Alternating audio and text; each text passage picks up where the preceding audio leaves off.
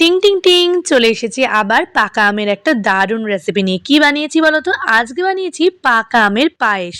আর সেটা কি যে অপূর্ব খেতে হয়েছিল না, আমি নিজেই বানিয়ে নিজের ফ্যান হয়ে গেছি।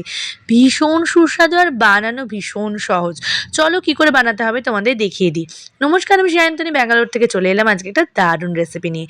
এখন তো পাকা আমের ছড়াছড়ি, আর যদি পাকা আমটা মিষ্টি হয় তাহলে এরম একটা পায়েস তোমরা বানিয়ে নিতে পারো। লাগছে গোবিন্দভোগ চাল, কাজু কিশমিশ, লাগছে ফুল ফ্যাটওয়ালা দুধ, লাগছে গুড় আর পাকা আম।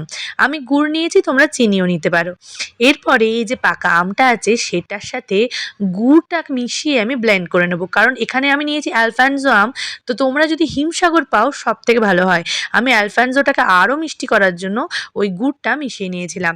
ব্যাস, তারপর এখানে আমি নিয়ে নিচ্ছি ওই যে গোবিন্দভোগ চাল, সেটা আমি বেশ কিছুক্ষণ ভিজিয়ে রেখে একদম মিহি করে বেটে নিয়েছি। তারপরেই আসল এবার রেসিপিটা শুরু হচ্ছে। আমি নিয়ে নিয়েছি 3 কাপ মতো একদম ফুল ফ্যাটওয়ালা ক্রিমযুক্ত দুধ, দিয়ে সেটাকে ভালো করে নাড়িয়ে চাড়িয়ে আরও গাঢ় করে নিচ্ছি।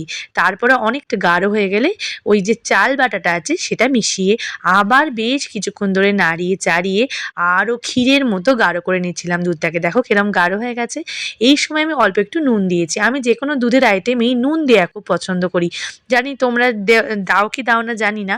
এই সময় আমি আরও একটু অল্প একটু গুড় যেটা ছিল সেটা মিশিয়ে আরও ভালো করে মানে দুধটাকে ফেটিয়ে নিচ্ছিলাম, যাতে দুধটার মধ্যে কোনো লাম্পস তৈরি না হয়, চাল বাটার কিন্তু খুব ভালো মোটা হয়ে যায়। এরপরে ওই যে আমের যে কাঠটা বেরিয়েছিল সেই গুড় দিয়ে যেটা আমি ব্লেন্ড করেছিলাম সেইটাকে দিয়ে আরও কিছুক্ষণ নাড়িয়ে চাড়িয়ে নিলেই কিন্তু আমার পায়েস মোটামুটি রেডি। এরপরে যেটা করেছি সেটা হচ্ছে ব্রাউন সুগার নিয়ে নিয়েছি প্রায় 1 কাপ মতো। তোমরা অবশ্যই সাদা চিনি ইউজ করবে, না থাকলে ব্রাউন সুগার ইউজ করতে পারো। খুব ভালো লাগবে খেতে, যত মিষ্টি দেবে পায়েসে ততই বেশি ভালো লাগে। তবে এখন এখানে আসার পরে আমার মিষ্টি দেওয়ার হাতটা অনেকটাই কমে গেছে। শেষে আমি দিয়ে নিয়েছি কাজু কিশমিশ। আমি কিন্তু ঘিতে ভেজে দিইনি, আমি একদম নর্মালভাবেই দিয়েছি, কারণ ঘিতে ভেজে দিলে আমার তার থেকে বেশি নর্মাল দিলেই বেশি ভালো লাগে। তো চলো, মোটামুটি আমার পায়েস রেডি হয়ে গেছে। এবার কিছুক্ষণের জন্য এটাকে রেখে দেবো। আমার মা বলে পায়েস কিন্তু গরম খেতে নেই, পায়েস যত ঠান্ডা হবে খেতে তত ভালো হবে। আমারও তাই জন্য এটাই মনে হয়। আমি ওই জন্য পায়েস রান্না করার পরে সেটাকে বেশ কিছুক্ষণ ফ্রিজে রেখে দিই।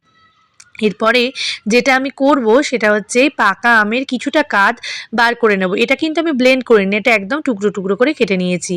এরপরে ওই আমের যে পায়েসটা তৈরি হলো সেটাকে একটা বাটিতে ঢেলে তার উপর দিয়ে ওই পাকা আমের কাঠটা বেশ কিছুটা মিশিয়ে নেব। আর তারপর দিয়ে নেব কিশমিশ। তোমরা কিন্তু এই আমের কাঠটা মেশাতে ভুলো না কিন্তু। আর শেষে একটু আমন্ডের কুচি ছড়িয়ে নিলেই আমার এই আমের পায়েসটা রেডি হয়ে গেল। কেমন লাগলো এই রেসিপিটা? যদি ভালো লাগে লাইক